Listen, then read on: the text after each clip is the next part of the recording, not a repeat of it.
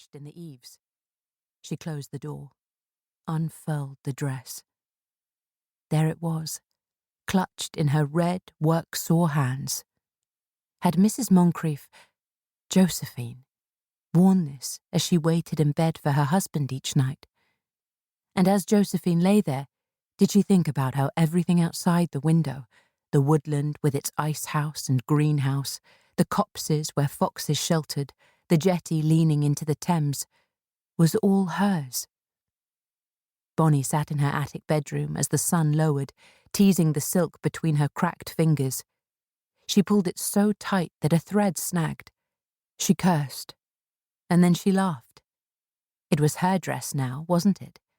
And couldn't she do what she wanted? It was nobody's but hers. She could trample through the mud in it if she chose, torture it in the fire, and nobody would know.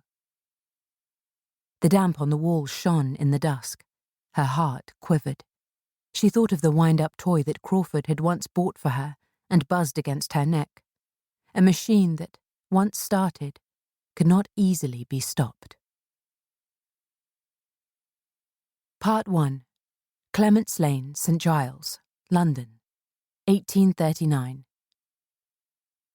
Chapter 1. Wanted.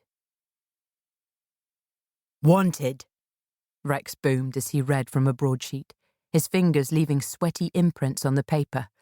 A respectable, steady young girl as dairywoman. Must be well acquainted with making good butter. He glanced at Bonnie. I can see her sweating over a churn. Can't you, Crawford? A sweet little rosy-cheeked maid. They were sprawled around the garret they shared at the top of the Angler, summer heat thickening the air so that it felt as dense as gravy. There was Bonnie, 21, as green and pretty as an apple, swinging her legs and picking the greasy meat from a chicken carcass. Crawford sat beside her, watching her with small flicks of his eyes, his fingers circling her ankle. Rex sat a little apart from them, shadowed by the eaves. He was a wide, brutish man with the heft of a prize fighter. Sweat pearled on his forehead, his damp shirt abandoned on the floor, his task of weighing brass coffin plates briefly neglected. It's hot, Bonnie said, barely paying attention to what Rex had said. Everything seemed to shy away from the heat. Even the men who gathered in the inn below for the rat-baiting sounded muted, lethargy stiffening their conversation. The woodcuts Crawford had tacked to the walls of a white turreted house and river views curled at their edges. A wasp had expired against the glass, the gaps in the window plugged shut with scraps of linen.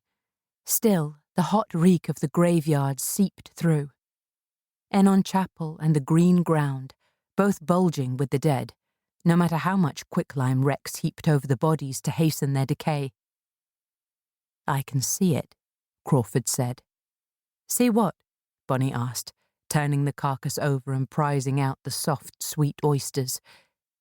You, as a dairymaid, Crawford said, a little impatiently.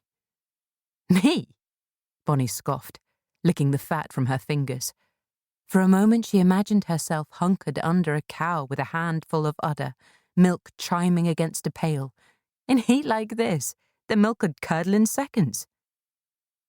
Neither man spoke. And I detest cows, their slow, stupid looks. She glanced up from the chicken. Why are you staring at me? She turned her chin from side to side, deliberately coquettish, enjoying Crawford's eyes on her. I'm not sure I'd call you either steady or respectable, Crawford said, and she cuffed him, so he leaned forward and kissed her. Her head filled with the scent of him, peppermint and pipe smoke, and the taste of salt on his mouth. He sucked the chicken fat from her finger, holding her wrist tight. Beast! She cried, and tried to wipe her hands on his green jacket, but he pushed himself out of the way, chuckling. She watched to see if Rex flinched, ready to savour her triumph at being closer to Crawford than he was, but Rex shook the paper, cleared his throat. Crawford stilled. Wanted, Rex continued, in a gentleman's family at Andelian House, a short distance from Richmond,